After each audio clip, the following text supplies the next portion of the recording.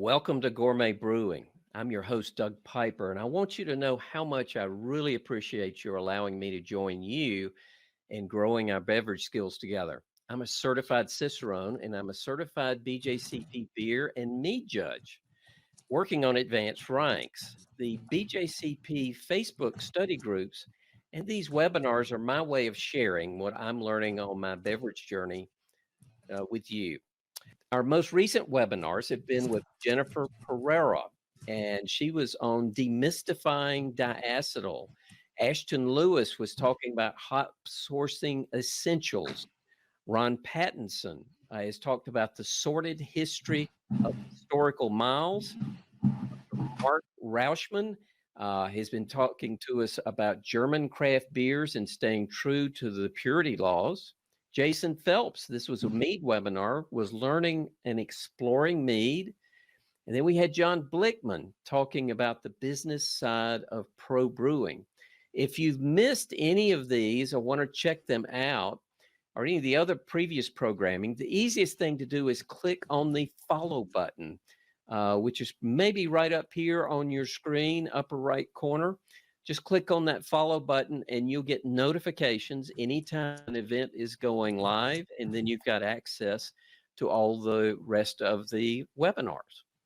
So I hope you'll check them out. They're a lot of fun, and I've enjoyed doing them. Today we're joined by Laura Angotti. And Laura, I'm going to bring you up on screen because I don't think anybody can see you yet. Let's see. There we go. So I will finish the introduction, though. We're joined by Laura Angotti, and Laura studied chemical engineering and biology at MIT and both civil and environmental engineering at Northeastern University. She's been brewing and researching historical mead recipes for over 25 years.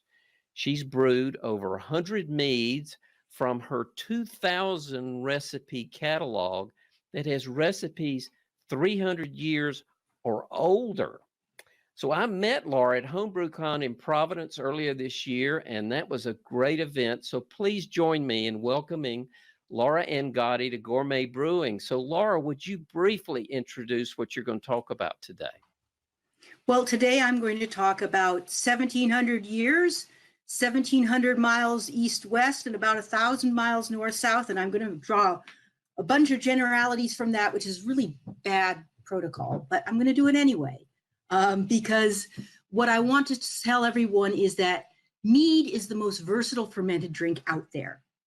And historical mead was made in as many varieties and as many ways as modern mead is today. And even there's something there for everyone. And mead makers are experimenters, and I have yet to meet one that isn't at least interested in the history, because mead is associated with war, with love. It's associated with royalty and celebration. And what could be more interesting than these aspects of life that are so crucial, that are so critical to us all, that are all wrapped up in the history of mead as well. I have to say, I had my first mead 6 months ago, and I was grimacing because I had heard so many stories about, oh, you're going to hate this. And it's phenomenal. It is an amazing beverage. So yes, I am sold. But before we jump into all that, let me go through a few logistical items right quick. If you don't mind, type in there and maybe where you're from. I see actually a near neighbor I have of mine, Chris Fry. Hey, Chris, it's good to see you. And I see a lot of other names that I recognize in there.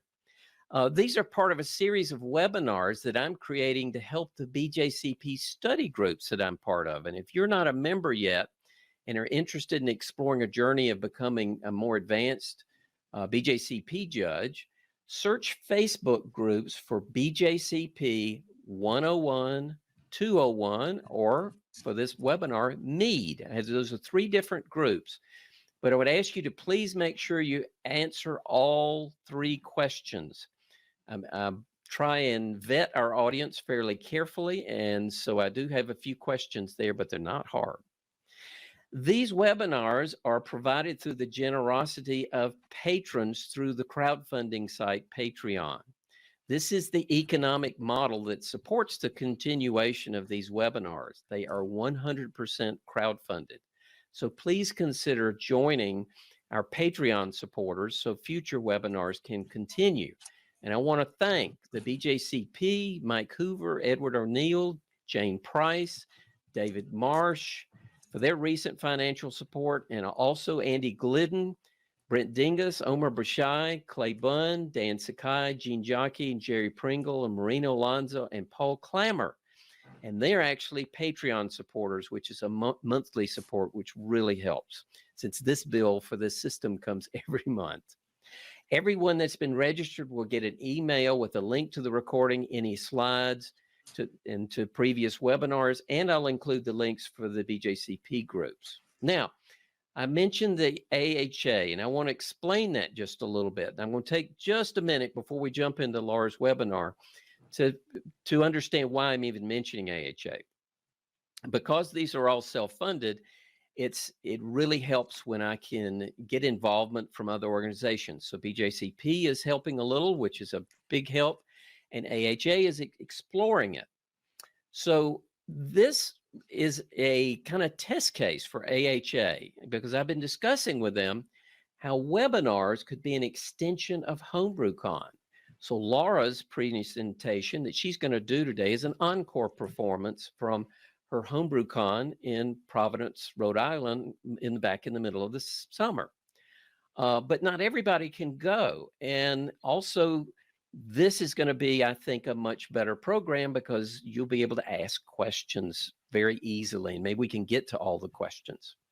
And so if you're intrigued by the idea, and AHA is, and want to see how you can help with these webinars and encourage the AHA to support this, right now what they're looking for is a vote is essentially a membership affiliate link. And what that means is if you're currently an AHA member or you want to be an AHA member, if there's any chance you'd consider clicking on this link that I'm putting in the chat or the green button down there, enough votes, and I don't think they're looking for a ton, but they just want to see if people are interested. Now, if you're unfamiliar with AHA or if you've lost interest in AHA, first of all, you're missing out on something really great. I can say that from personal experience. I've only had AHA a couple of years, and I went to my first HomebrewCon, which you have to be a member of AHA to attend. They've been doing HomebrewCon for years, and I don't know exactly how many years, but they have online over 430 HomebrewCon presentations, just like these webinars that you can watch, but you have to be a member to join. So I would encourage you to check out those seminars. If you're already an AHA member and you've really forgotten about those seminars, I'm going to put the link in there because it's worth checking out again. I have thoroughly enjoyed watching those presentations. We've had several speakers from that group. You have the Zymergy magazine and all the back issues.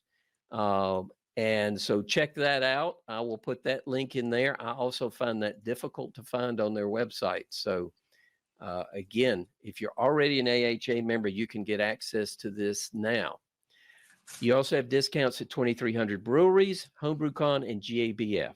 So again, the best way to show AHA that you'd like them to get involved with more of these webinars and speakers like Laura is to vote that by renewing or getting an AHA membership. And it is there is a small token amount of it that does go directly to supporting the webinar. So I'm sorry for the long commercial, but I thought it took a little bit of time to explain that.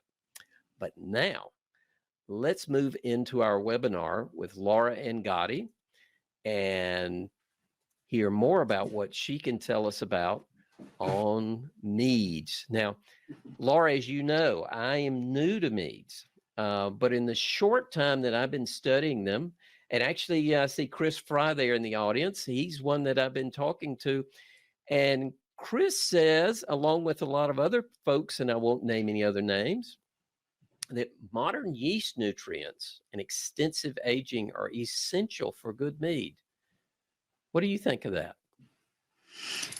Well, first of all, I want to say that the historical record does not support the idea that any of the people in the history I study, which is before 1750, so I can't speak to after that, there's no indication that any of them thought raisins were any good as nutrients. Sorry, I don't know where that myth came from, but it was after the period I study. So I'm going to have to disagree with that, because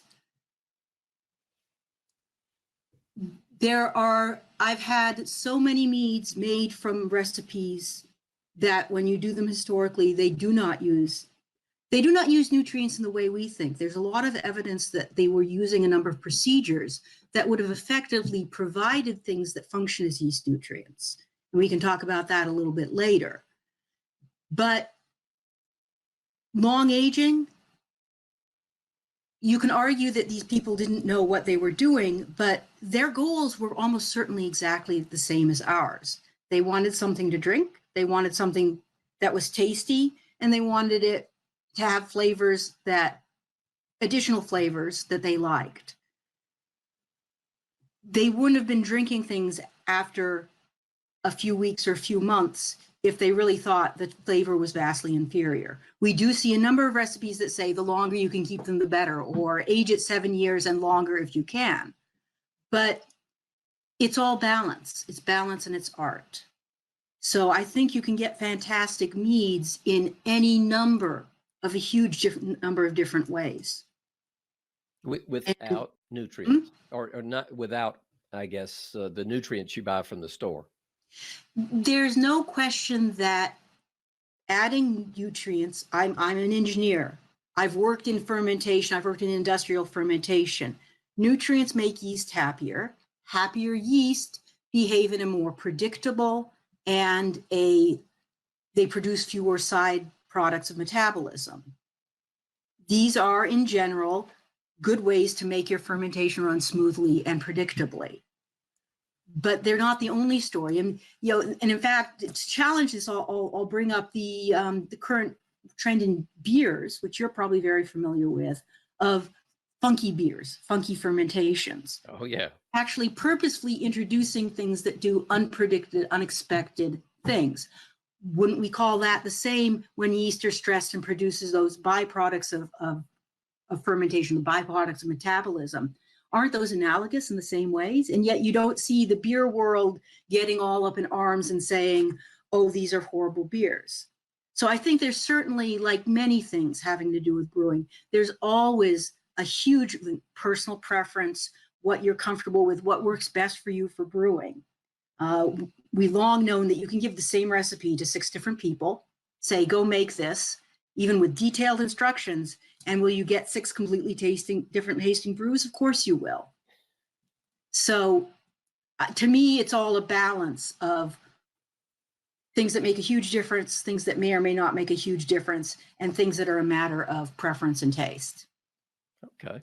But that's a view from a historical brewer, not someone who's assertively modern in everything I do. So our mead, to keep with our commercial calibration, you chose the Viking Blod. So do you think this had yeast nutrients? Oh, I'm sure that they did, because the requirements that are placed on you by producing a commercial product are numerous, and consistency and reproducibility are probably chief among those. Yeah. And if you want your process to be reproducible and consistent, you control every single variable that you can. Sure. That's going to mean you use things like yeast nutrients because they help clamp down on uncertainty. Yeah. The difference between the home brewer versus the commercial. Or I'm not sure I'd say that, because I think a lot of home brewers, especially ones that are using the same recipe again and again, try very hard to clamp down on that uncertainty. So they're getting a similar results. Well, this is going to be really cool. I can't wait to do it. So do we want to get into our commercial calibration? So the reason I chose this was because one, it says on the bottle that it was based on a historical recipe, which is kind of nice. And two, because it's unusual, it like, unlike many modern meads, it includes ingredients from at least three different classifications of additive. We have the hibiscus flowers, which are added for color, which is a historical practice. Saffron, clove gilliflowers, which are a kind of carnation, and marigolds, as well as wine, have all been used historically to add color to mead. It contains hops, which are a relatively common addition to historical meads and are actually long associated with northern meads, in keeping with the Viking name. And it also contains, they're not clear on it, they say spices, and also mention ginger on their website. So we know that it has at least those flavors in it. So at the risk of being a little bit generic, we have a spice, a flower, and another flower of hops, but we can think of those sort of as an herb. It does have another thing that is not particularly historical, which is it's a fortified mead. Alcohol has been, spirits have been added to increase the alcohol. This is about 19%. So certainly it's similar to port in that, and there's really no analogy to port in the periods that I cover. So if we look at this, we see some color from the hibiscus, but not the brighter red that we often see with hibiscus meads. We have you can get some hops in the nose. And it's a relatively sweet mead, and it has that volatility on the tongue that I associate with port. So, not to get sidelined too much into an in-depth discussion of this mead, I was interested today looking at what it says on the back of the bottle, which becomes, to me, is actually more interesting. It talks about the appearance of mentions of mead in the 4,000-year-old Indian subcontinent Veda books, which is true. It says the recipe that this is based on is from about circa 1700, and that's certainly more than plausible in terms of hops and ginger and other spices. It's a little less likely in terms of the hibiscus flower. I haven't seen hibiscus flower mentioned in any of the meads that I've cataloged up to 1750. And I suspect they are probably substituting those as a modern coloring agent for a more historical coloring agent or for some other reason. What's interesting to me is that they speak of Olaus Magnus, who wrote a book called History of the Northern People, which they date to 1520, which is interesting because as far as I'm aware, the book was first published in 1555. And although it does mention some events that took place in 1520, it doesn't itself, that either the text or the recipes for mead that are in it date to 1520. But one of the other interesting things about the Olaus Magnus books is it mentions a mead that is made in Ethiopia, and therefore is one of the early mentions of tej, which is, I think most mead makers are familiar with. And repeat that again. I'm going to change the camera back. Sure. What was that ingredient you just mentioned? The tej, which is an Ethiopian mead, is most frequently made with geisho, which is a bark, and it's a flavorant.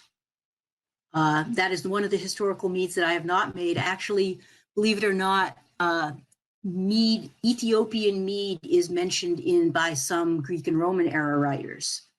So this makes tej one of the relatively well documented historical meads out there. We have a pretty solid history for it going back about 2,000 years. And you're pronouncing that tej? That's how I pronounce it. I My pronunciation can be variable. I learn words from reading them Yeah. in these texts, and I may or may not be I may or may not be responsible for proper pronunciation, Well, and or I and I'll can't be held responsible. and I'll put a little Southern twang on it anyway. So, so what does Tej taste like? I mean, as compared to the Viking Blod. I haven't had Tej. I don't know. You can actually get Gesho fairly readily, and making making a batch of Tej by what I can determine is best I determine for a historical recipe is on the books for my next book, not the one I'm working on right now. But the book I'm working on right now is a collection of 17th and 18th century meads from English household manuscripts, which were a feature of middle and upper class households in that period, where they collected. It's like, do you have those cards in your kitchen with Aunt Sadie's muffin recipe? Oh, And yeah. these books were exactly that in that period, where they would collect cooking and medical recipes, what to do. Remedies against the bite of a mad dog were popular. Some of them were snail water was common. That one I'm not sure sounds very appealing, but a lot of these books contain recipes for meads.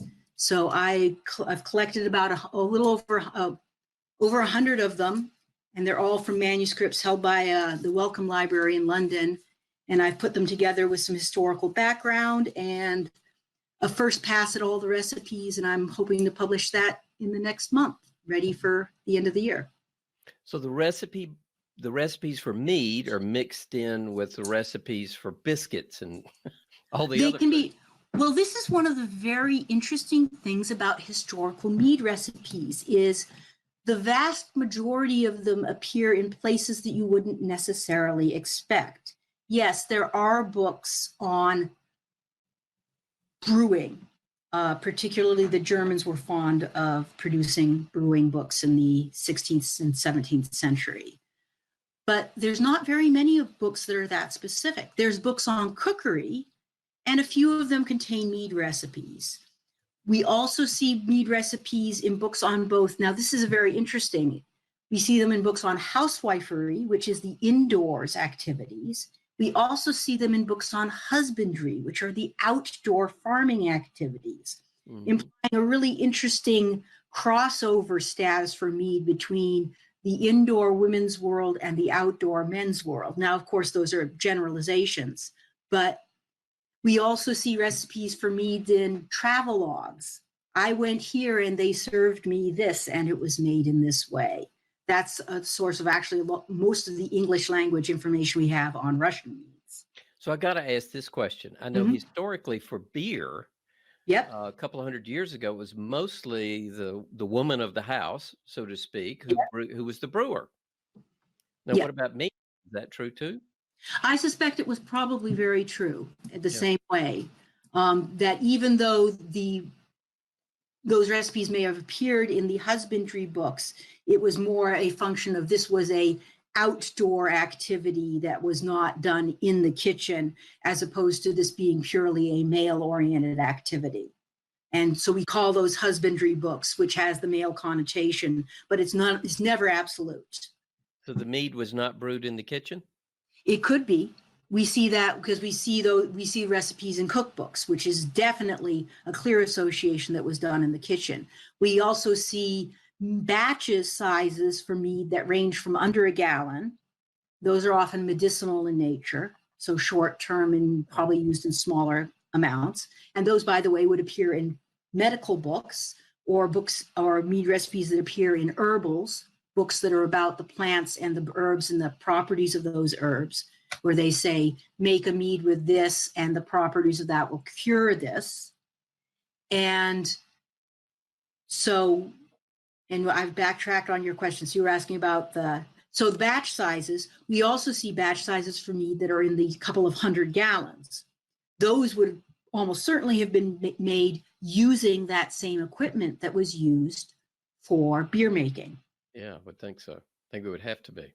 Yeah, although those 1 and 2 gallon batches would have been done in a stew pot or a cook pot in the kitchen. Well, it almost sounds like those small batches were almost like a, what do they call it, a tincture that the physicians or the pharmacists would make for administering. Well, we do see some recipes that have clear medicinal intent. Yeah. And those would be need some medicine. Like other meads, but the additives that are put into them would be intended to have a physical effect. In fact, the very famous Bochet recipe, which was written in 1393 in a Parisian advice book written to a young wife on how to run the household, that recipe for Bochet, which is very famous now, and I think almost every mead maker in existence has given a try to their version of it. That recipe appears in the section of that manual that is for the sick house. For the sick house? Sick house. Yeah. These things to do when someone in the household is sick. Oh. Suggesting that it very, very well may have been viewed as a recipe that had healing properties, that somehow that caramelization of the honey may have been intended as a medicinal effect. So if it didn't cure them, they were at least a lot happier. Well, the alcohol always helps. Well, not always. I shouldn't be too. So this is what, almost 20%? This is almost 20%.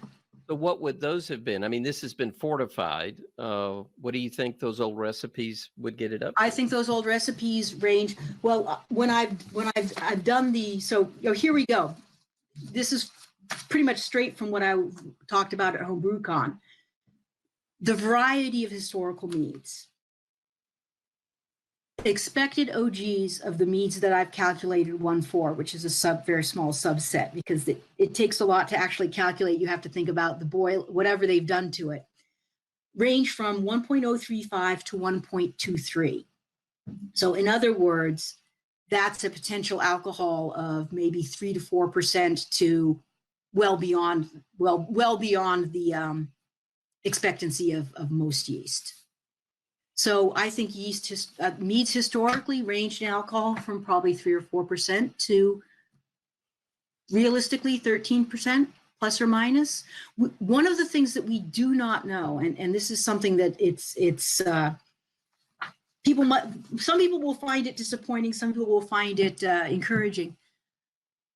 If you have a yeast culture that you're using actively, it reproduces every 1.5 hours to 2 hours. So if you're carrying that culture from batch to batch across a year and brewing fairly regularly, it's not at all unlikely that you could be getting 1,000 generations of yeast from your culture in a year. So our yeasts today are separated from those historical yeast by potentially hundreds of thousands of generations of yeast. To put that in a term that may resonate a little bit better, that's more generations than between Homo sapiens and Neanderthal. Now, there's amazing work being done on yeast. 20 years ago, in 1997, a paper was published that talked about the complete genome sequencing of one variety of Saccharomyces cerevisiae. That was a huge task at the time. A couple of years ago, 2017, exactly 20 years later, a paper was published that compared the complete genomes of over 1,000 species of Saccharomyces cerevisiae. Earlier this year, some archaeologists in Israel published a paper that talked about the results of extracting yeast from pottery, cultivating it, using it to make beer, and then tasting the beer. Out of the 7, I think they tried 7 yeasts, and they determined that 3 of them tasted pretty good. One tasted not great, but okay. Okay? Want to know what's the real joke here? Of those 4 species of yeast, only one was Saccharomyces cerevisiae that we overwhelmingly use today to produce alcohol with. Yeah. Now, none of those yeasts are available commercially. So now we're sort of stuck betwixt and between. We know that there's this huge evolutionary gap between the yeasts we have today and the yeasts that could have been used 300 years ago. We know that alcohol and CO2 are still their major byproducts of metabolism, but do we have any reason to believe that we have any clue how they behave to temperature changes, what they did under stress, or how they... So my feeling is right now, we can't say anything. Use whatever yeast you want. It's as likely to be historically accurate. Even something like the Kveik yeasts that are becoming very popular now, they've got 100 or more years of active yeast use, and we don't know how they've changed and adapted in that time. So do you have an opinion on, I mean, would these have stalled out? I mean, if No, I suspect that... You think they could have gotten a 13% mead? I suspect they probably did get to 12 or 13%. And the reason why we can be pretty sure of that is, again, compare it to wines. We know that the sugar in grape juice when you press it is relatively constant. Mm-hmm. And we don't see them talking about the flavor of wine in a significantly different way than we do today. So there's really no reason to believe that wines were on the whole significantly sweeter. So therefore we can believe that yeasts on the whole fermented wines about the same as they do now, which would mean that we're in that 11 to 13% range. It's speculative. And wine yeasts are commonly used, aren't they? Wine yeasts are commonly used. Yeah. In fact, there was a paper I was reading earlier this year that was using some, now mind you, I have a degree in biology, but it was a while ago, using some very fancy comparative that established the split between German, British, and American beer yeasts was between 1584 and 1614. Like, okay. That's kind of precise for 400 years ago. But this is the sort of work that's being done now. And I do believe that in 4 or 5 years, someone will have gone back, found a container, extracted the yeast out of the pores in that clay, cultivated it, and we're going to be able to use yeasts that were 400, 500, 2,000 years old. And we'll have a much better basis. But today, we're in the middle of that exploration and discovery, which is pretty amazing. So you're going to touch back on the nutrients question. That was the newsy. So what we see is... I just heard it stressed so much, and I haven't brewed my first batch yet, but I want to. But honey's expensive. I mean, you get pretty good investment in a batch. So honey can be very expensive, and I make a mead from a 1,700-year-old recipe that is pomegranate juice and honey and nothing else. And yeah, by the time you make a gallon of that, you're in it for a fair amount. But it's really tasty. So this is my belief as a historical brewer, is that you can make really, really good mead without using yeast nutrients. Again, as I say, do they make the process more predictable, a little bit more reliable, and fewer wild cards? Yes. That said, I try to stay agnostic on it. I make my mead in the way that I make it because I have the interest in understanding what people 500 years ago were tasting when they drank their mead. Yeah. Because that is my goal. I don't tend to use yeast nutrients. Everyone has to make their choice. What are they trying to achieve? What do they want to do? What uncertainties are they willing to tolerate? And they make their mead in a way that suits their needs and their desires. So I don't want to a certain extent, I let myself get drawn into debate that I don't actually view as particularly important, because the people who want to do that, people who find it important or find it important given the flavors that they're evoking, will do that because that's necessary for them. It almost sounds like oxygenating your wort. Do you want to use pure oxygen, or do you want to, get it other ways. Hmm. You're not debating whether you have oxygen in the wort or not to get it to ferment. It's just, however you get there. So Yeah. sounds like the nutrients is very much the same. In my opinion, and I would be far from telling anyone that they should make mead exactly the way I do. But I hear yours is quite good, and I hope it is.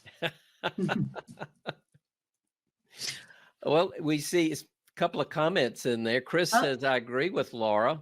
If you want to make a historical mead, then the nutrients are out.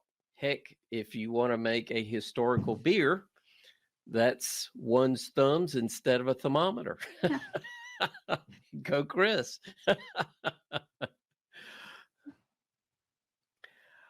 So I see that Joseph made a couple points that you're adding fruit, you're adding nutrients, and that's actually a good entree into, we do have a number of things that we see added to meads as nutrient analogs. Melomels, meads made with fruits, are actually quite popular in the historical record. In fact, you want to throw up the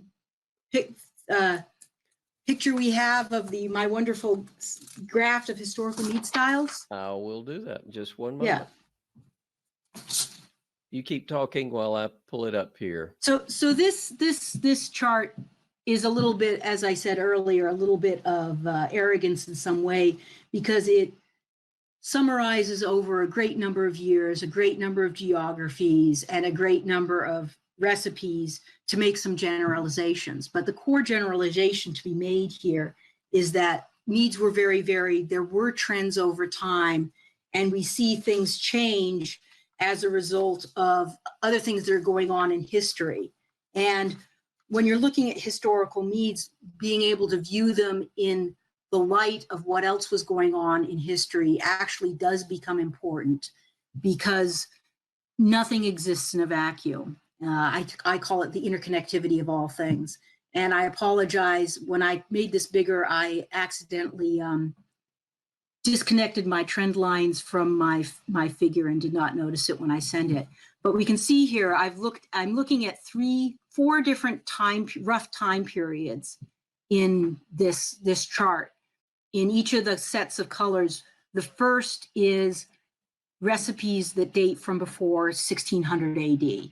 The second line is recipes from 1600 to 1669. The third line is recipes from Sir Kenelm Digby's The Closet Open, which I think most people are familiar with. It was published in 1669 and remains, as far as I'm aware, to this day, the largest collection of mead recipes ever published. And then the fourth line, which is the darkest in each color, is recipes that date from 1670 to 1750. So what we see here is that for plain meads, the first category, we see fewer recipes for them over time. This might be a reflection of the fact that those earlier recipes are a lot of repetition of Roman and Greek era recipes, which appear multiple times. These lines do include duplicates, recipes that are entered into my catalog more than once. We see a decrease in melomels over time, although it appears to increase at the very end there, which is a false increase, because that line includes meads that includes a couple of new ingredients as opposed to the decrease in old style melomels. And what happened there is that in the 17th century, sugar became a very, very inexpensive commodity. And as a result, we saw fruit meads turning into fruit wines made with sugar as the additional sweetener rather than honey. Lemon, although citrus was around in culinary use for thousands of years, the first solid recipe I have that uses lemon in a mead is after 1600. And then it explodes into use in meads. It's a lot of it's lemon peel, but it may still have some connection to, this is something that requires some more research, whether there's a acidification issue there as well. You can see that use of spices, herbs, and both herbs and spices does increase over time in meads.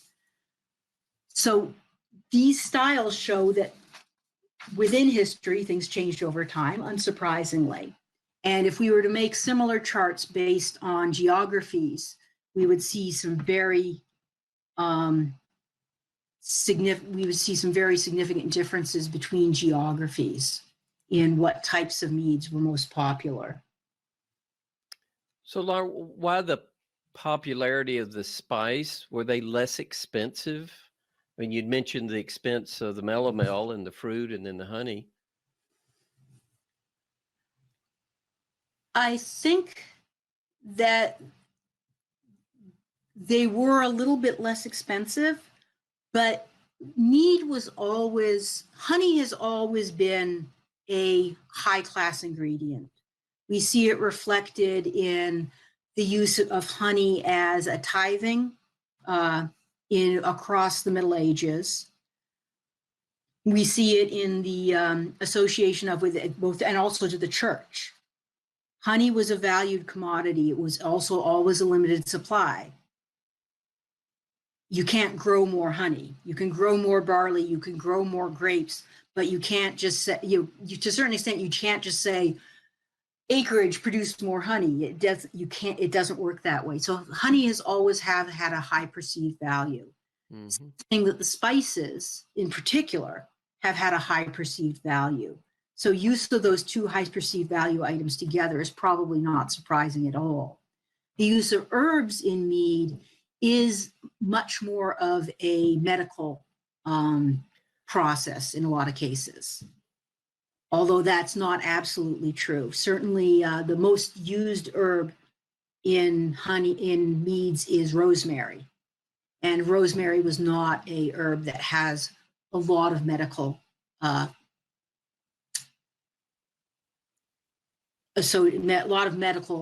effects associated with it. It was almost certainly used for a flavor purpose rather than as a medical herb. And by the way, rosemary is an awesome addition to mead. The piney and the slightly biting side of it is really tasty, in my opinion. Actually, lemon and rosemary, awesome mead. I've made a 1660 recipe a couple of times. Wonderful flavor. And the scale, you've got 4 bars. Yep. How many centuries are we covering in those 4 bars? Well, the first bar covers about 15 centuries. The second bar covers 2/3 of a century. The third bar covers 1 book. And the fourth bar covers about 3/4 of a century. So as I said, we're drawing generalities here in a way that is if anyone who's listening does statistics, they're probably, biting their tongue and trying to avoid saying something nasty about misuse of statistics. And I acknowledge that freely because this isn't meant to be an absolute. This is meant to show some trends and to serve as a way to discuss what mead looked like and how it might have changed over time. So when we talk about those so why don't we move on to talking about all those things that we add to mead? Because speaking of plain mead historically is a little less exciting than it is in the modern day. In the modern day, when we speak of plain mead, we almost always talk about those varietal honeys that lend very specific flavors and intensities to mead. And the concept of varietal honey is a very modern one, because historical beekeeping required destruction of the hive to collect honey. Therefore, those varietal honeybees, which have to be collected within a fair approximation of when that blooming season is really only possible with the hives we have today, where you can do immediate collection or partial collection without really disturbing the hive significantly. So historical honey is essentially wildflower honey. And those honeys would have varied significantly. Spring, fall, forest, field, English versus German versus France versus Russia. So I usually use a raw wildflower honey, and I take whatever I get when I go up to my apiary and I get my bucket of honey. And sometimes I get a very nice light honey that doesn't crystallize readily. And I think I got one last year. It was very dark and already crystallized when I got it. And for me, again, my goal is trying to figure out what this historical flavor might have been like. And that variance in the honey is, to me, all part and parcel of the fun of figuring things out, which may not be as happy a conclusion for some of the modern mead makers. So when you're not picking up your honey at Costco.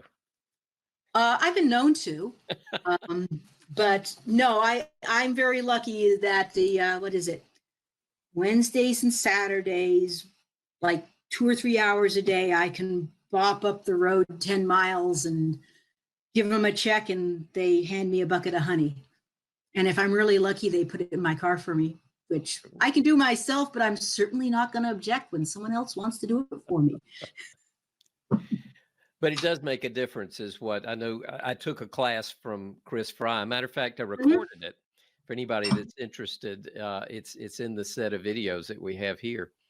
But he really stressed, I mean, you needed to get your honey from an apiary and one you could trust. Mm-hmm. And you see that difference too. I do feel like it's like many things in the world. The more something gets processed, well, they're processing it for a reason, which means they're almost certainly trying to control it. And that usually means taking out everything they don't want. So yes, in general, something that's closer to the source is probably going to be a better bet. I know Michael Fairbrother said in his webinar that he got his from, I believe it was Brazil. He's gotten his from a number of different places. I think he's gotten some from Africa, some from Brazil.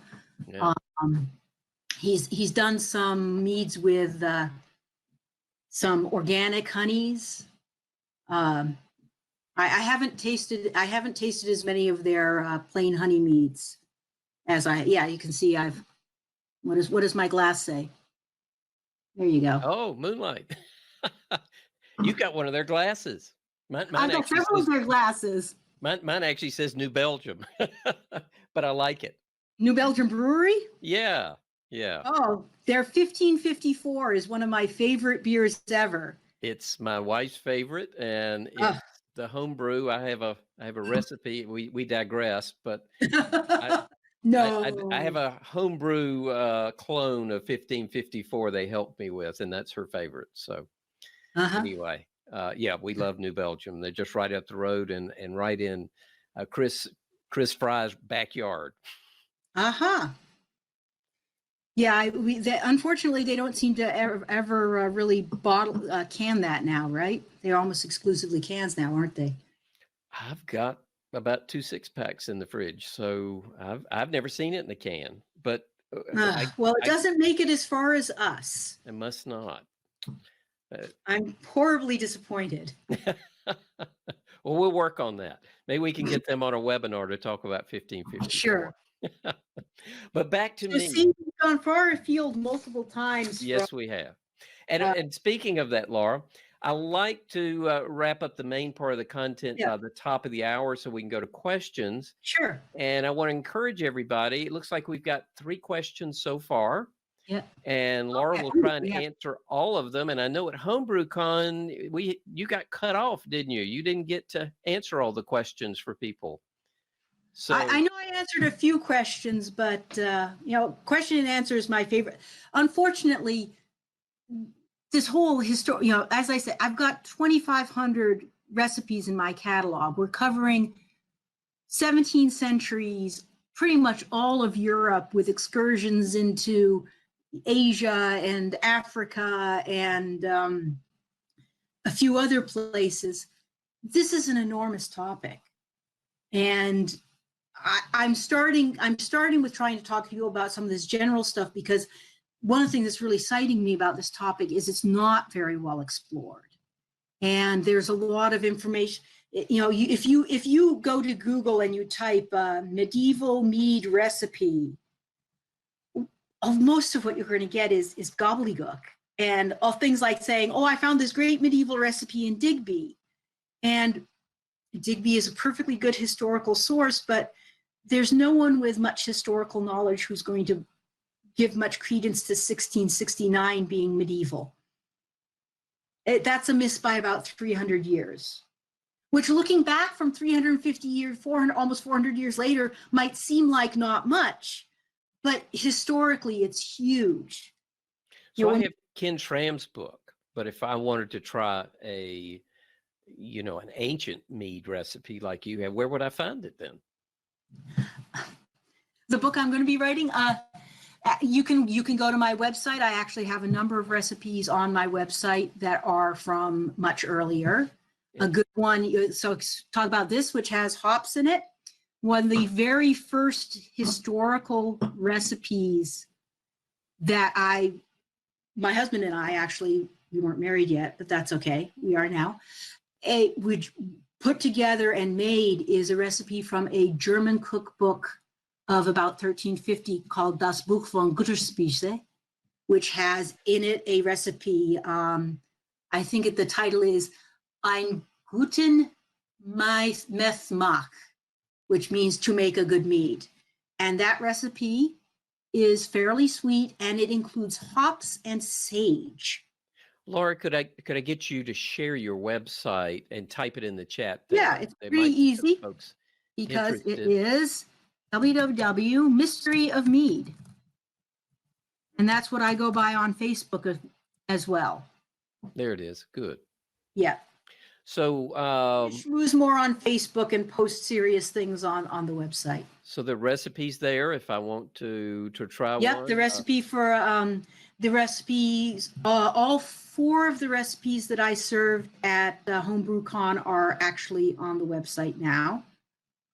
And those were, for people who weren't there, the first mead I served was meant to be a challenge to all things modern mead making, and it was a mead to which I had pitched the yeast 6 days before. And the yeast that was pitched in was a 25% addition of a actively fermenting ale wort. Okay. Yeah, and it sat, and I toddled it down to Providence in a bottling bucket, and they served it out of the bottling bucket, and it was still fizzing away. And I was actually very pleased with it because it was fizzing, it was actively fermenting, it was cloudy as all heck because it was still completely, every bit of yeast was completely mixed up in it. And this is where I say, so no nutrients, and it was, would people have said this is anything like any mead they'd ever drunk? No. So the second one I served was an example that was a spiced mead, which is a very interesting recipe that the first appearance is in a 1570 book that was published. It's a herbal that was published in England, but by a couple of Dutchmen. And that recipe I've now traced, the latest appearance I have of that specific recipe with changes, it keeps changing, is almost 250 years later. And it appears here and there. It appears in Germany, in France, in England. It appears in a book of alchemy. It appears in a book on husbandry. It appears in books on beekeeping, and it changes little bits and pieces here and there. I want to go back to that first one. Gary Fuller says, I am still amazed at how much I liked that first one. So it was 6 days old. I mean, it had been fermenting for 6 days, 0 to 6 days. So the ale must, which was a real cheap, I did it really easy. I took dried malt extract, mixed it up to an OG of about an ale, added in the yeast, that fermented for 3 days. And then it was added in as to be 20% of the final of a honey and water mixture. and that sat. And that is made as close as I can to a recipe from the 14th century. So again, about 1350. So both of those, so that recipe is close to 700 years old. So any hot alcohol in it? I mean, was it? I didn't find it hot alcohol. It went from, let's see, I'm going to have to remember. Well, actually, I'm going to pull up my spreadsheet because my spreadsheet. Yeah, while you're looking, I have a spreadsheet for that. So Gary Fuller said it was clean, malty, sweet, and no yeast bite. So he might have answered my question. That sounds like it was pretty clean. When I put it in the bottling bucket to take it down, about 36 hours before it was served, maybe 30 hours before it was served, it had gone from about 1.09 to about 1.03. And when I tasted it as it was served, it had lost some additional residual sweetness. Yep. My guess, it was probably at about 1.02, which would have been roughly 12% alcohol. Any diacetyl? No diacetyl. I don't think so. I mean, one of the things that you get is with that type of brew, that quick mead, as they would have called it, you get a real yeast mouth. Okay. And that will hide a number of the subtleties. So those smaller aromatic and complex compounds, to my mind. But here I get a we get a nope on the diacetyls. Yeah. Well, we just finished a webinar on it Tuesday, so I just had to ask. So the second one I served was a spiced mead, which had grains of paradise and long pepper in it, two spices that are not that hard to come by, and I highly recommend for any mead maker to learn them. Long pepper has the bite of pepper with a strong aromatic overlay. I've never seen long pepper. What does it look like? If I'm going to rat turds. Oh, I want some of those. Sorry, about this long and black like pepper, and yeah. Anyway, you will notice that I have very little respect for propriety. It's very colorful. I knew exactly what you meant. I know now what to look for. It's very tasty. It's peeper longum. It's easy to find, and grains of paradise are also not particularly difficult to find. Yeah. Although they really need to be crushed before you use them. They're these little hard seeds that if you don't crush them, you're not going to get much flavor out of them. So the third one I served was, I'm trying to remember. Yeah, they must have all been good because nobody has said anything negative about them so far. Oh, the third one I served was that one I was talking about, rosemary and lemon. It's a 1660 recipe, which I'm going to have to make that recipe again because the first time I made it, it ended up a little bit too sweet. And this time I tried to make it just a little bit less sweet and the flavors shifted completely.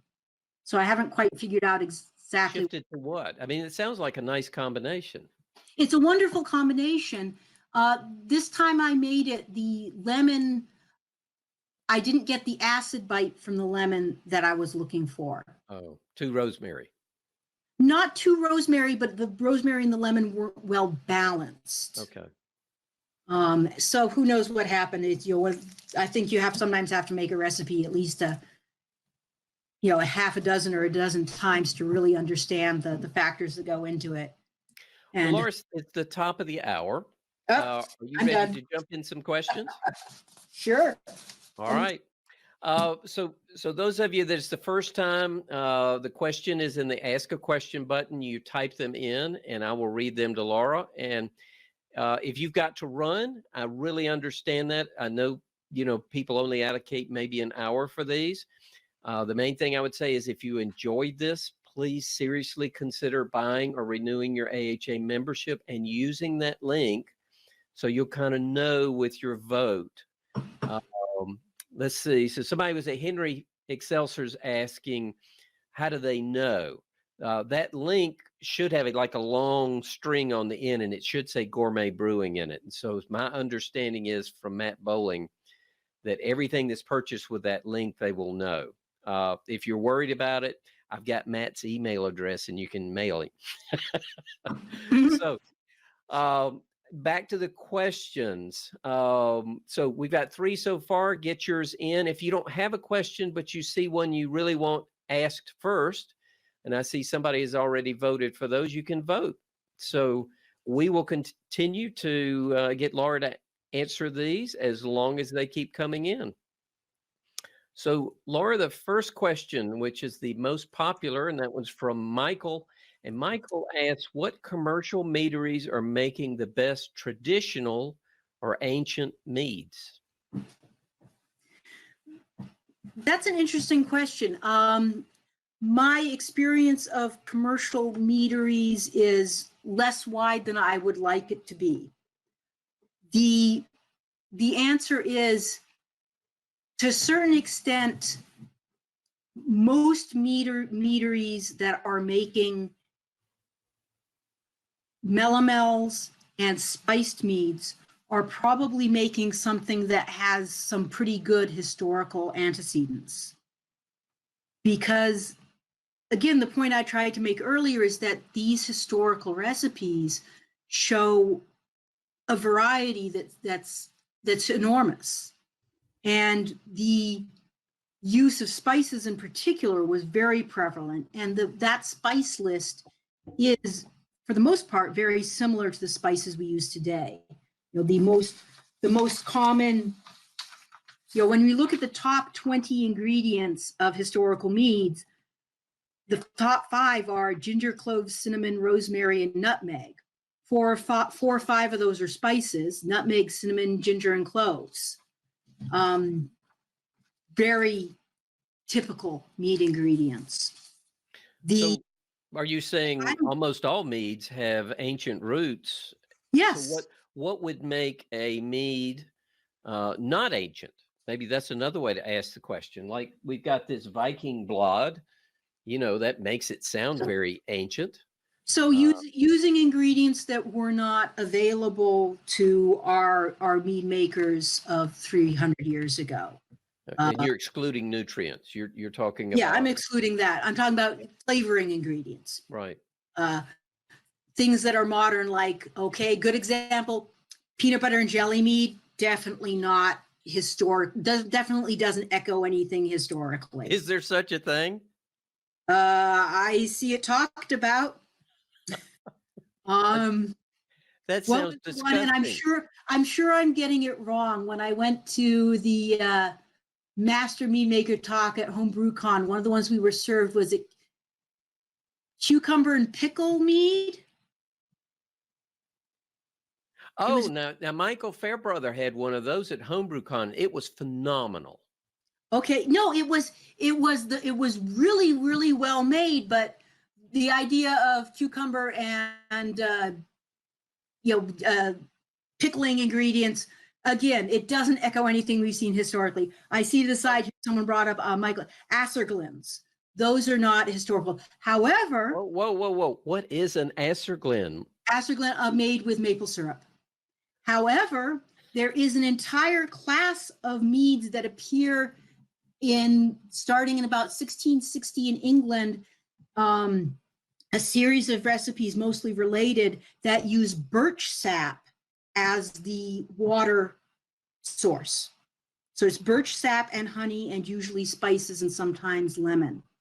And those birch sap meads appear for the next couple hundred years mostly in British sources. Did you say British? Your audio dropped out for just a moment. British, yes. Okay. Although there is evidence that birch sap as a fermented drink goes back to the 10th century. I have never heard of. By one of the Arab travelers in the 10th century. I mean, do they get that the same way they do maple? And yes, it's actually collected exactly the same way maple. So if you drill into the tree, you get the sap out when it starts running in March. And it's actually still pretty widely used in the Baltic countries as a early spring drink. And it is available. I've actually looked, and it looks like I can get it with an application of more money than I'd like. And I'll be doing that sometime soon because I really want to see what birch sap mead tastes like. Yeah, I wonder what it tastes like, period. I mean, just birch sap just doesn't have a whole lot of a stellar appeal from the sounds of it. Well, it's like maple sap. It's actually a little less sugar than maple sap. I think it's about 1% sugar to start with. So they with honey and get the flavor of the honey added to it. Okay. Yeah, and Michael says maybe a substitute for maple sap is the birch sap. Yeah. Okay. Well, that was a cool question. I like that one. Next one, we're going to move into, all right, so none of them are voted up. So we're just going to take the one at the top, which I guess was the most recent. So Yeah. James asks, how long is too long for a mead to sit on the yeast? We do see racking as a very common activity in the historical meads.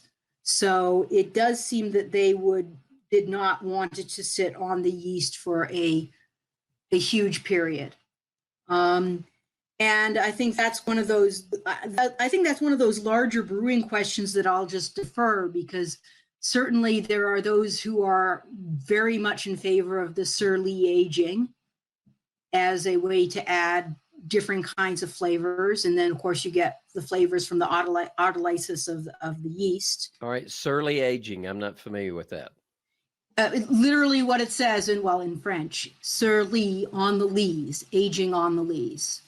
Rather than racking it off of the yeast that settles, you leave it on there for aging. So we're talking years? I honestly, I'm not entirely sure. It's a fairly modern practice. Again, I follow the instructions that are in whatever recipe I'm doing. So there are gaps in my knowledge. I'm sorry. I'll ask questions till it hurts sometimes. No, it's the truly, I have no shame in, because I know a lot about a lot of things, but this is a huge universe of knowledge. Well, why don't we go to just your experience? So James is asking, how long is too long? How long do you think is too long? I typically don't see recipes that leave things on the lees for much more than a couple of months, maybe 3 to 6 months at the most. Most of the recipes call for pulling it off after a period of months, not a period of years. Wow, and no autolysis in 6 months? You're probably getting some. Yeah. But it's not enough to add a majority. And this is something that we probably could get into a long philosophical debate about. Remember, when we looked at those charts that showed 10 to 15% of historical recipes are plain meads. And all of these things we're talking about, side flavors from stressed yeast, flavor addition from autolysis, these sorts of things are all going to become less detectable the more flavor you have in the mead. Okay, so if you got black currants in that baby, you're not going to notice a lot. If you have, I've seen some recipes that'll call for putting in 40 cloves into 2 gallons and letting it sit for a month. And all I can think is, whoa, I'm not likely to be interested in making that one. We used to say, wave a clove at it, now you're done. Well, speaking of black currants, my very first mead ever was served to me by Brad Smith, and Gordon Strong and I shared it. So, and it was phenomenal. I had no idea anything could taste like that. Now, I've heard since black currant is a very popular fruit for mead because it's just stunningly delicious because of its high acidic initial properties. So is that ancient or is that modern? How do you view black currant? Blackcurrant is a good addition. You know, it's a berry that appears in the historical record, although red and white currants seem to be a little bit more common in historical meads. And you have to be careful when something says currant, you need to look in context carefully and make sure they don't mean small dried raisins, what we call Zante currants, because it's not always specified clearly which type of currant is meant, and they all add very different flavors. Well, I don't know. Michael was asking who made it, Brad or Gordon. Brad made it. Brad made it, and it was, I had told him we were at a BYO event in Asheville, North Carolina, and I asked him what commercial meads to buy, and he just shook his head, and he said, let me bring you this. So that was I have to agree with that. Is on the whole, I do not find commercial meads on average to be, on average, I typically will prefer homebrewed mead. Certainly, Brad seemed to imply that. So, and I'm still new at this, but I will have to say Moonlight Meaderies, and the ones I've tried for them are close to Brad's. So I think there are a few out there. I just don't know them all. No, there are some very good commercial meads out there. Don't get me wrong. There's also a number of perfectly ordinary commercial meads. And Joseph says you are correct. So Joseph also has a question. Mm-hmm. So did ancient mead makers have Brett or wild yeast to help them make the mead? Almost absolutely certainly. That recipe I was talking about earlier that first appears in a 1570 herbal, one of the very early versions of that recipe calls for, let me see if I can remember, yeast of bread or of ale or sour yeast. I'm really interested in tracking that down. Now, of course, this particular version was in either Dutch or German. So there's a bunch of research there to try to figure out what in the time and context sour yeast would have meant. We also can go back to that paper that I was talking about earlier where the scientists used, now this is 2,000 to 5,000 year old yeasts that they extracted. So quite a bit earlier. But out of those 4 beers that they thought tasted okay, 4 different yeasts, 3 of them were non-Saccharomyces. We also still see in a lot of old recipes, we see wild fermentation, or rather we see no obvious or intentional addition of yeast and circumstances under which wild yeast could readily be introduced. So certainly the question of yeasts other than Saccharomyces in historical meads is, it absolutely happened.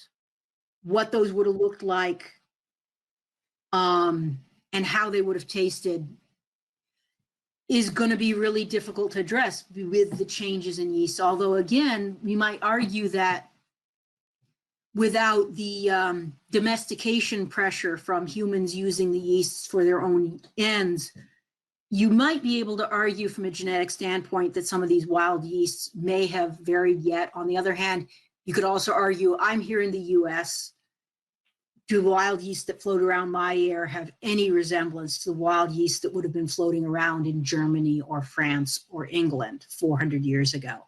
It's actually one of the big reasons why I essentially do no experimentation with wild yeast. I live about 10 miles outside of Boston in a relatively highly built up suburb. I'm not sure I want to be brewing with what's floating around in my air. Well, Laura, that begs the question, though. Now, what little bit I know about historical brewing is probably limited to what a few people have told me. But for beer, you know, a couple of centuries ago, it was brewed by the housewife, and she had an ale stick, right? Mm-hmm. And Mm-hmm. of course, they didn't know what yeast was, so the stories I've heard is she'd take the same stick and, they just knew that made it work. But let's be a little bit more precise about it. They did not know that this microorganism that we call Saccharomyces cerevisiae was a metabolic agent turning sugar to alcohol. They knew, we see 700-year-old, this 1350 recipe I was telling you about, the German one, calls for adding a nut, which we interpreted it as, basically a nutshell full of yeast. They had things that they called yeast. They didn't know what it was biologically, but they knew that it was an agent that made it do what they wanted. So the yeast stick would have had yeast on it. right. That would have introduced a reliable culture every time. You stir that stick in, the yeast adheres to it, you pull it out, it dries. When you put it back in, yes, there will have been some other things floating through the air that may have adhered to it, but they're vastly outnumbered and outcompeted by the yeast that were already there from your previous batch. Relatively speaking, that's a highly controlled process. It's not random. You know exactly what you're introducing on that yeast stick. And it is the same as you used for your last 10, 12, whatever batches. So I mean, that's what I wanted to ask with Joseph's question. He was implying, did they have Brett? And my question was it not more like lambic, and it was wild fermented? I think that probably both things were happening. Okay. That there was wild fermentation, and that may have been, now remember, again, yeast is fairly pervasive in the environment. If you're in your house or your yard where you cook bread every day, and you make bread and you make beer once a month,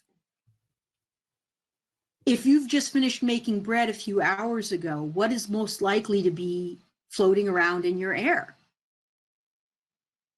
Lots of yeast. And probably on their hands, because I don't know. Yes, again. So some of the uncertainty here is not as high as you might think when you say, I opened it up and I let whatever came down out of the air land on it. Yeah. So, and of course, these are wonderful intellectual exercises, because you can postulate 60, and this is one of the things that I find utterly wonderful about working a modern version out of these recipes, is first thing you do is you look and you figure out what all the words mean, which isn't necessarily always easy. And then the first thing is this explosion of what are all the possible things they could be talking about. And then you start narrowing it back down and saying, well, this seems most likely, or, well, they say make it in September, so spring, they say make it in September, so I'm going to use a fall honey, not a spring honey. Mm-hmm. They say, and then you start narrowing it back down to what you think is representative. But that representative can always be interpreted in different ways. One of the things that I talk about in my book is this, that's coming out hopefully really soon, is this boil it for 2 hours. Well, how much liquid do you lose in 2 hours? It depends on how strong your fire is, how shallow or deep your pot is, how strongly do you stir it. If you stir it a lot, you're going to get more evaporation. So you can argue that if it's at a low simmer and you just let it sit there, maybe you'll only lose 10% of the volume in 2 hours. You could also argue that if it's an aggressive boil and a big, wide, shallow pan, you could lose as much as 40%. Well, isn't that going to make a huge difference in your gravity? So where I set up, and I typically assume a constant 15% per hour liquid loss, which is in keeping with most beer brewing and other guidelines, and also with the recipes that give me data on time and liquid loss. There's a few of them.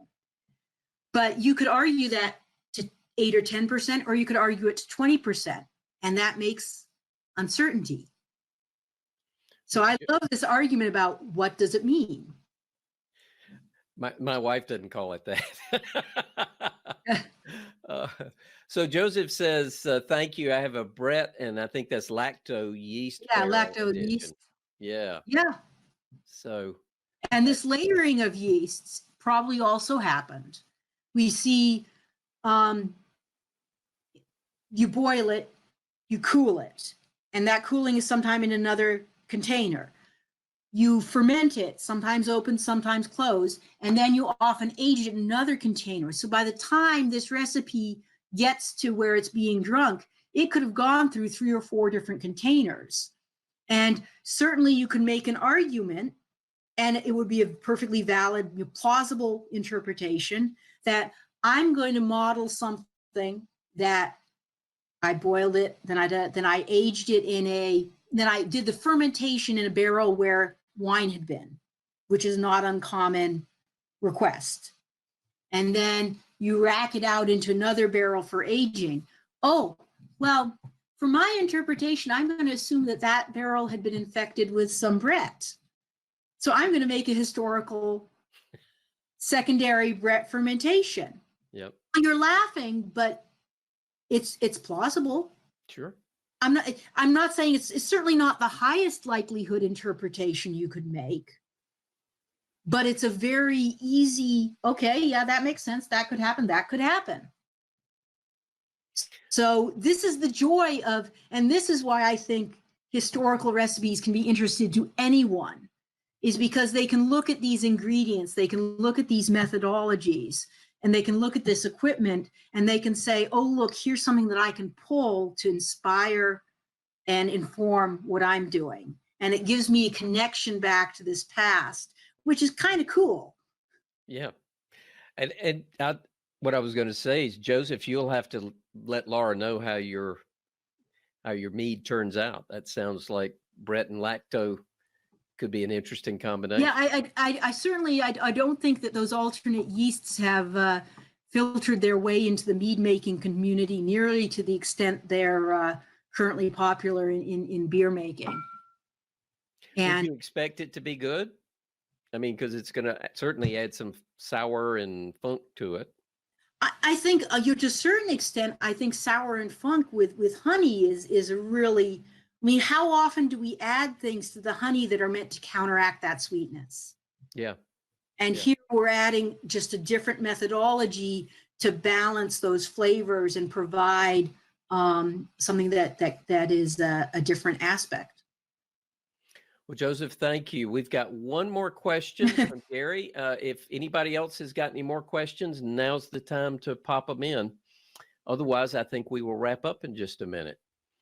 So Gary asks, when does the traditional high honey to water ratio Polish styles begin appearing in the historical record?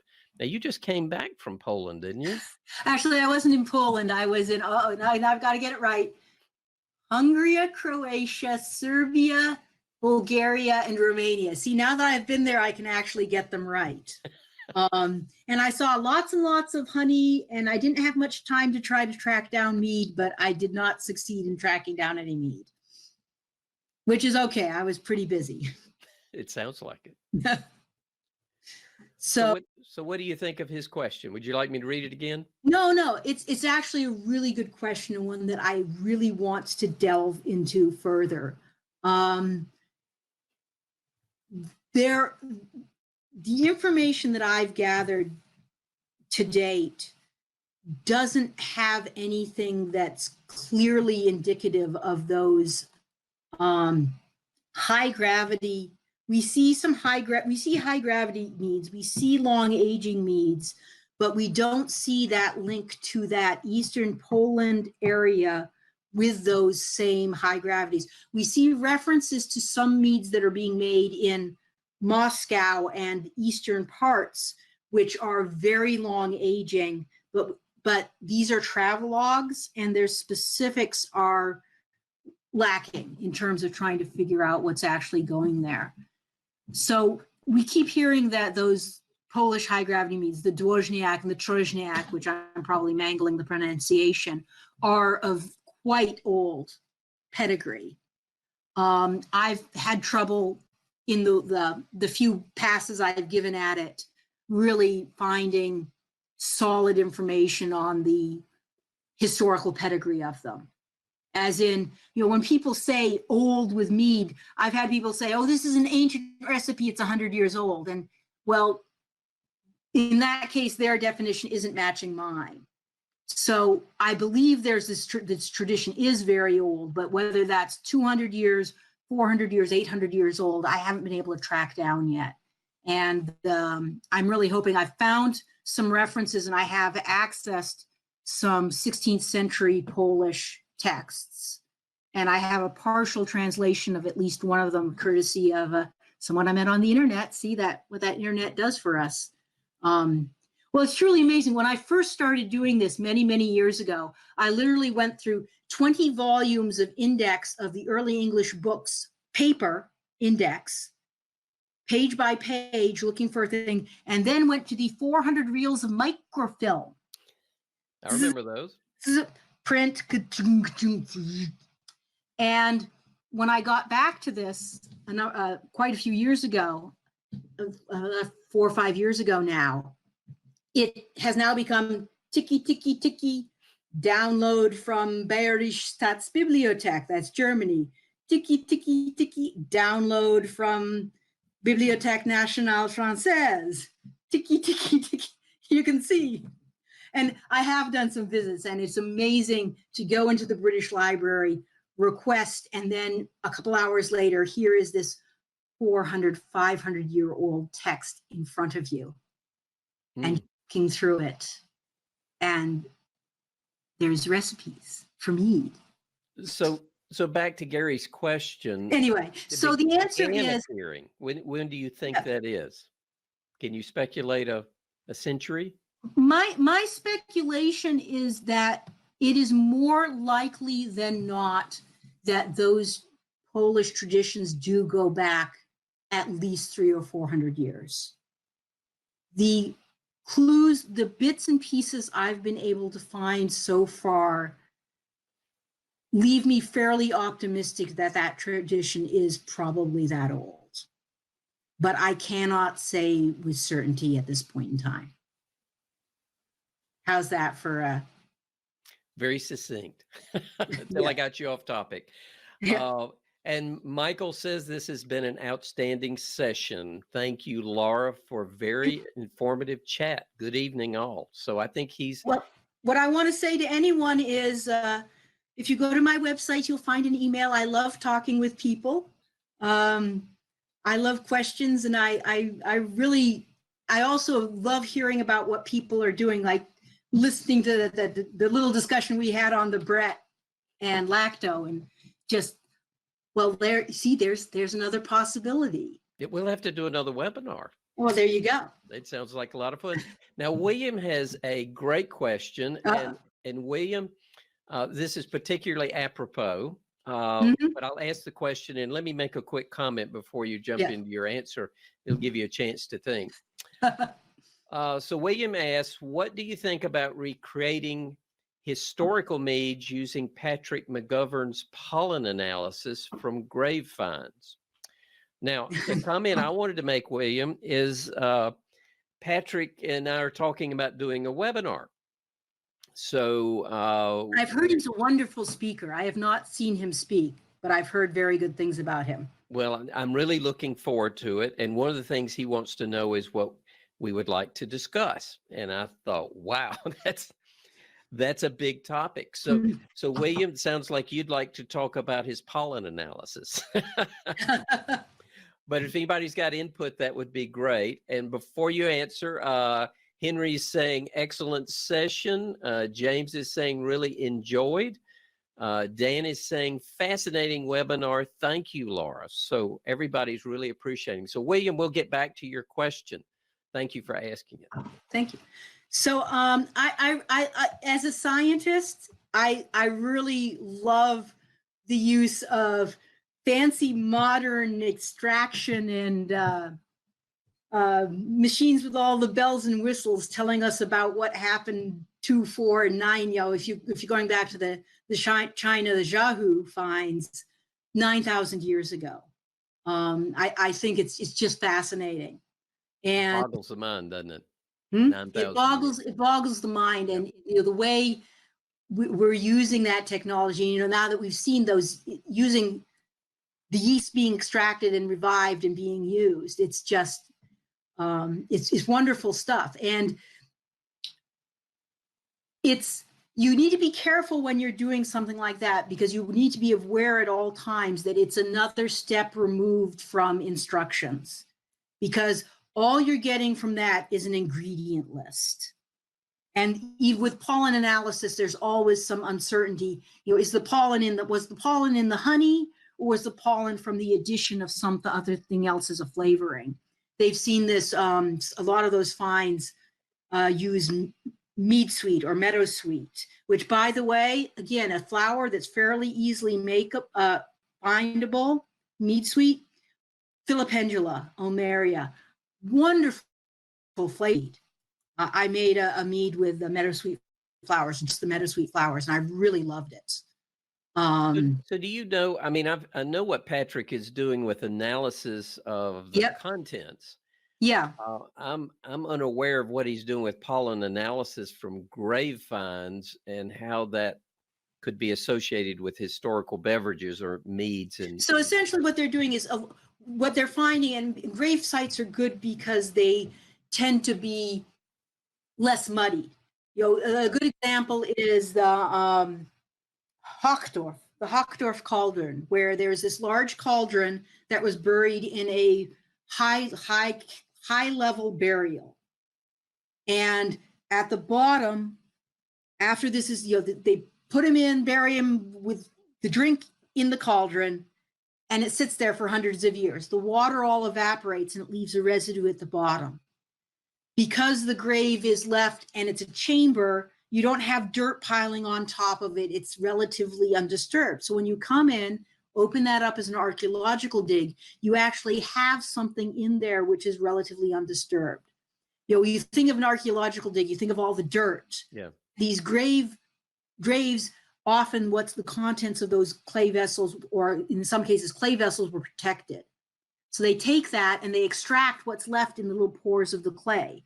And that's the pollen analysis and the HPLC and the GCMS that tries to establish through scientific analysis exactly what those residues represent. okay. And at the end, what you get by looking at that and being smart and knowing that this little grain of pollen looks like this because it's that flower. I have to admit the concept of looking at a sample and counting and identifying each of the hundreds and hundreds of pollen grains. I love jigsaw puzzles. Imagine, I hate the idea because I have no idea what different pollens look like. I suspect that if I actually knew what the different pollens look like and thought I could do it, it would probably be pretty soon. 1, 2, 3, 4, 5. Okay, this is fine, Zen. But even saying that's pollen, okay, I'll take your word for it, that's pollen. So to me, it's like this mystery. So then they end up with a list. Well, a list, and then he had partnered with Dogfish Head Brewing, and they produced a number of these drinks. I've actually had a few of them, and they're quite interesting. But that going from a list of ingredients to a recipe does involve a huge amount of speculation. Even more so than I go through in my recipes.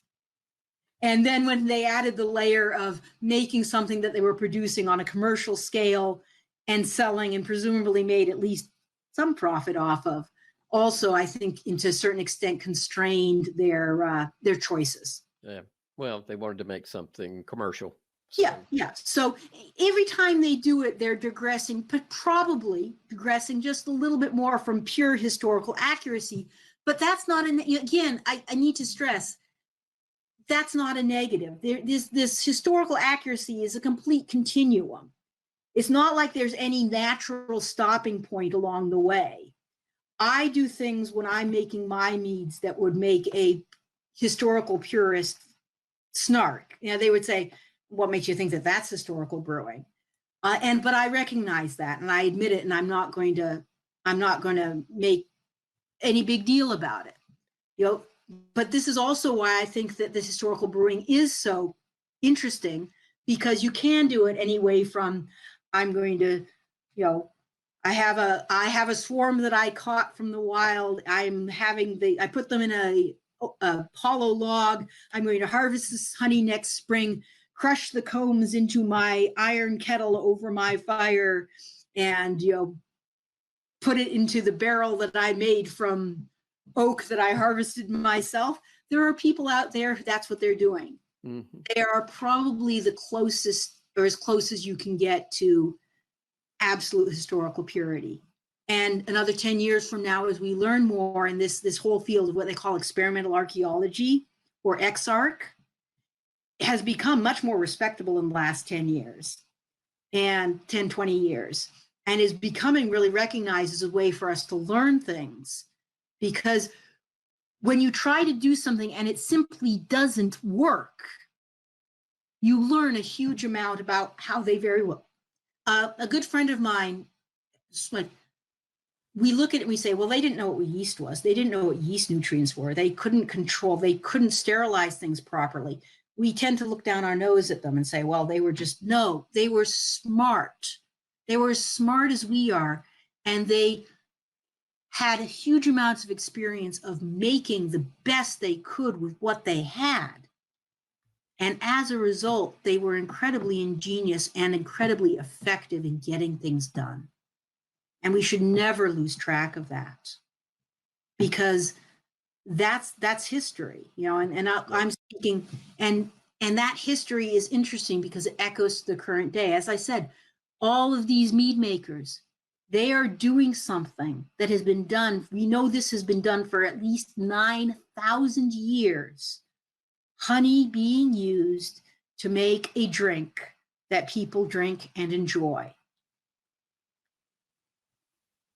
And now we're doing it, and we're making that drink in a myriad of different ways that we enjoy and we love. Well, while you've got it up there, cheers. Cheers. Well, I think that is just about the end of our questions. I wanted to ask one that was in the chat, and you didn't touch on it. Well, they were talking about caramelizing the honey. So before we wrap up, we're getting into, I guess that's brochets. And brochets. Can you talk about that just briefly, and then we will wrap up? I've taken to calling the Bochet recipe the 1393 French recipe, the recipe that launched 1,000 meads. And that is not a joke in more ways than once. As Helen of Troy was taken to be a singular beauty, among the 2,500 recipes I've cataloged, that recipe is singular. There are no other recipes in my catalog that use caramelized honey as the sugar source. There's one other recipe that's repeated in a couple of different texts that uses caramelized honey to provide color to a mead. It adds tablespoons of caramelized honey to a gallon of mead with the stated intention to add color. So Bochet is fascinating because it's this one singular recipe, and yet look at how many, it's like almost an entire BJCP category all by itself, I think, to hear how many people talk about it and how hard you caramelize the honey. What do you add? And the funny thing is, when you make it as the recipe calls for, it's only got an OG of about 1.05, 1.054. Okay. Yeah, it's very mild. It ferments, obviously it ferments dry like that. And even with the spices in it, it's not a big mead. So while it may be popular now, it has very little historical precedent. It has an extraordinarily solid singular historical precedent. Singular. The evidence would suggest that it was not common historically. Yeah, it was a one-off. It is absolutely historical. Yes. And certainly it's just amazing how it's caught the imagination of people and been turned into this diverse breadth of different things. It's really fantastic. I can see your enthusiasm when you say that. And I want to share this. Gary Fuller says, thanks as always. And Laura's fantastic, just as good as her HomebrewCon presentation, except it was missing her meads. Yes. Well, when I come to Colorado, I'm going to have to try to figure how to get some samples out to Colorado from Massachusetts. Well, good. Laura, did you have a closing comment for all of us that are interested in recreating ancient meads? And some of them, like me, I've never brewed a mead before. How would you inspire us on these ancient ingredients? Try something new. To me, mead making, the joy that I find in mead making is the art of it, which I'm an engineer, I'm a scientist. Wait, where did that come from? I guess I'm being atypical here. Look at the recipes. Find an ingredient that looks interesting, a flavor, because there are flavors in there, some of them very easily found, but you may not have thought of. I would not recommend the horseradish mead I made. Technically, it was fine. The flavor was just odd. I'm sure there's someone out there who will think it's the best thing since sliced bread, but I'm not sure I'm ever going to make that one again. So, enjoy, experiment. Look. Yeah, I want to try and find some. Was it long pepper? That sounds long bad. pepper. Yeah, Long it's pepper. Mead is the story of history. Mead is in the interconnectivity of all things. It all connects to one another, and it's part of life. Well, Laura, thank you for spending time with us today. This has been awesome. And I thank you for this great audience that we've had. We've had lots of good chat, lots of great questions. These are always a lot of fun.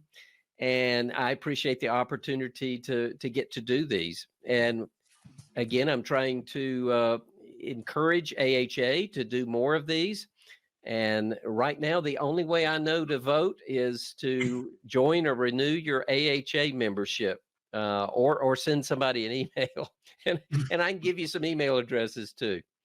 The webinar will be recorded and sent along with everything else that we mentioned. Laura, but you may have some contact information. You shared your website. Do you want to share an email address there? Oh, well, here, you might guess, Mystery of Mead at Gmail. Surprise. There we go. I see it right there. And before we wrap up, you said you've got a book. Do you want to talk about that Yes. just briefly? So I am working on what I hope is the final set of edits on. No, I do not have a typo in the first word of my title. That is the Welcome Library, which is in London, England. And it's got 105 named recipes with 134 variant recipes, all taken from 17th and 18th century English manuscripts. They've got over 100 different flavor additions. I talk about things like yeast and honey and water and how to approach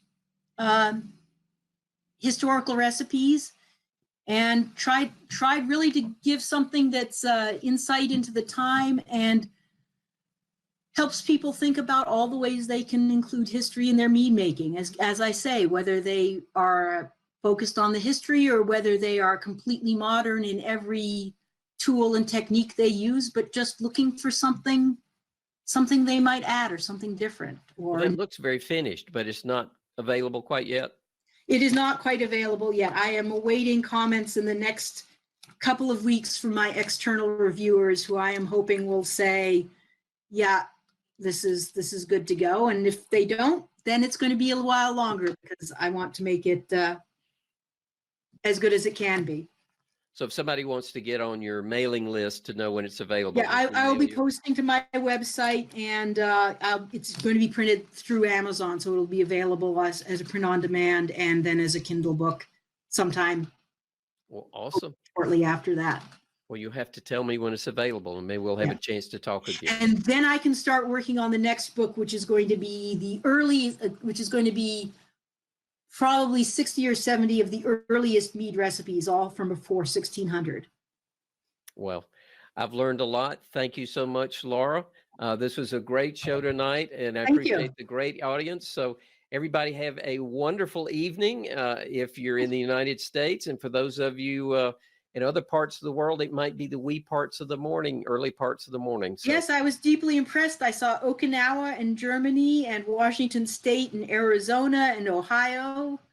So I'm really impressed. you know how to draw a crowd. So everybody have a great day or a great next Thank day, you. as the case may be. Thank you, Laura. Thank you Again, I all for appreciate it. listening. Thank Bye-bye. you.